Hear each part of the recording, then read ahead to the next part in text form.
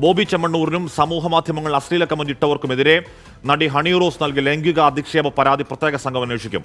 Central ACP ജയകുമാറിന്റെ നേതൃത്വത്തിലുള്ള സംഘമാണ് അന്വേഷണം നടത്തുക. ജാമ്യമില്ലാ വകുപ്പ് പ്രകാരം കേസെടുത്തതിന് പിന്നാലെ ബോബി ചെമ്മണ്ണൂരിനെ ചോദ്യം ചെയ്യാനാണ് പോലീസ് നീക്കം. അവർ ഓൾറെഡി അക്യൂസ്ഡിനെ അവർ ചാർട്ട് ചെയ്ത് തന്നിട്ടുണ്ട് കുറച്ച് പേര്. അപ്പം നമ്മൾ അതാണ് നോക്കുന്നത്.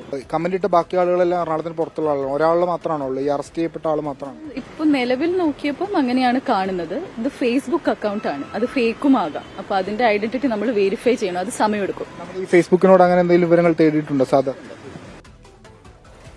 വിഷ്ണു സുരേഷ് വിവരങ്ങളും ചേരുന്നു. വിഷ്ണുവും ഈ പറഞ്ഞ സൈബർ അതിക്രമങ്ങളിൽ ഈ പറഞ്ഞ ഫേസ്ബുക്കിൽ നിന്ന് വരണം എന്നൊക്കെയുള്ള സാങ്കേതിക നൂലാമാലകളുണ്ട്. ഈ സൈബർ അതിക്രമങ്ങളിൽ പ്രധാന പരിമിതിയാവുന്നതും ഈ പ്രശ്ന നൂലാമാല തന്നെയാണ്. പക്ഷേ ബോബി ചെമ്മണ്ണൂരിനെതിരായ കേസ് അങ്ങനെയല്ല. അത് വളരെ ക്രിസ്റ്റൽ ക്ലിയറായി എവിഡന്റായ കേസാണ്. ചോദ്യം ചെയ്യലിൽ ബോബി അറസ്റ്റ് പ്രതീക്ഷിക്കണോ വിഷ്ണു?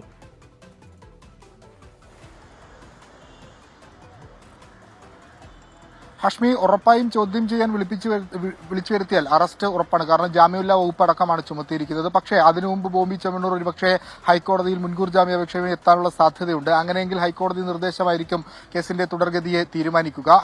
അറസ്റ്റുമായി ബന്ധപ്പെട്ടുള്ള നടപടികളൊക്കെ ഹൈക്കോടതിയായിരിക്കും തീരുമാനിക്കുക. നിലവിൽ ഈ കേസുമായി ബന്ധപ്പെട്ട് ഏറ്റവും അടുത്ത നടപടി എന്ന് പറയുന്നത് ഹണി റോസിന്റെ മൊഴി രേഖപ്പെടുത്തുക എന്നുള്ളതാണ്. ഹണി റോസിനോട് ഹാജരാകാൻ ആവശ്യപ്പെട്ടിട്ടുണ്ട്. ഇന്നോ അല്ലെങ്കിൽ നാളെയോടുകൂടി ഹണി റോസ് എത്തി മൊഴി നൽകുമെന്നാണ് മനസ്സിലാകുന്നത്. നേരത്തെയുള്ള ആദ്യം രജിസ്റ്റർ ചെയ്ത കേസിലും നടി സ്റ്റേഷനിൽ നേരിട്ടെത്തിയാണ് മൊഴി രേഖപ്പെടുത്തിയത്. ഇതിൽ ഏറ്റവും പ്രധാനപ്പെട്ടത് ഈ രണ്ട് കേസിലും ശക്തമായ അന്വേഷണം നടത്തുന്നു. പ്രത്യേക അന്വേഷണ സംഘത്തിന് അന്വേഷണം കൈമാറിയിട്ടുണ്ട്.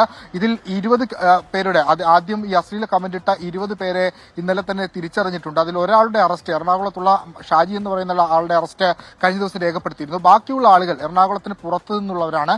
ചില അക്കൗണ്ടുകളൊക്കെ വ്യാജ ഐഡികൾ ഉപയോഗിച്ചുകൊണ്ട് കമന്റ് ഇട്ടതാണ്. അതുകൊണ്ട് അത്തരം പ്രതിസന്ധികൾ അന്വേഷണ സംഘത്തിന് മുൻപിൽ ഉണ്ട്. എന്നാൽ പോലും ഇവരിലേക്ക് എത്താനാകുമെന്ന പ്രതീക്ഷ അന്വേഷണ സംഘം കൈവിടുന്നില്ല. ഫേസ്ബുക്കിനോടക്കം വിശദീകരണങ്ങൾ തേടിയിട്ടുണ്ട്. ഇനിയിപ്പോൾ ഫേസ്ബുക്ക് അത്തരത്തിൽ വിശദീകരണം അല്ലെങ്കിൽ വിവരങ്ങൾ കൈമാറാൻ തയ്യാറായില്ലെങ്കിൽ പോലും ഇവരുടെ ഈ അക്കൗണ്ടുകളും ടവർ ലൊക്കേഷനും എല്ലാം കേന്ദ്രീകരിച്ച് ഇവരിലേക്ക് എത്താം എന്ന പ്രതീക്ഷയാണ് അന്വേഷണ സംഘം പങ്കുവെക്കുന്നത്. അതായത് ഈ വ്യാജ ID ഉപയോഗിച്ച് ഒരു കാലത്ത് പിടിക്കപ്പെടില്ല എന്ന ആത്മവിശ്വാസത്തോടുകൂടി മറഞ്ഞിരുന്ന് ഈ അശ്ലീല കമന്റിട്ട ആളുകൾക്ക് പിടിവീഴും എന്നുള്ള കാര്യത്തിൽ ഒരു തർക്കവുമില്ല. ഒരുപക്ഷെ 5 അതിലധികം അറസ്റ്റുകൾ ഈ വരും ദിവസങ്ങൾ ഉണ്ടാകും എന്നാണ് നമുക്ക് DCPയിൽ നിന്ന് ലഭ്യമാകുന്ന വിവരം. ബോബി ചെമ്മണ്ണൂരിന്റെ കേസുമായി ബന്ധപ്പെട്ടും ശക്തമായ അന്വേഷണം നടത്തും. പരാതിയുമായി മുന്നോട്ട് തന്നെ എന്നുള്ളതാണ് ഹണിയുടെ നിലപാട്. പക്ഷേ ഇന്നലെ ബോബി ചെമ്മണ്ണൂർ സ്വീകരിച്ചത് തന്റെ ഭാഗത്ത് നിന്ന് അത്തരത്തിലുള്ള അശ്ലീല പരാമർശങ്ങൾ ഉണ്ടായിട്ടില്ല. നടിയെ വേട്ടയാടാൻ താൻ ശ്രമിച്ചിട്ടില്ല.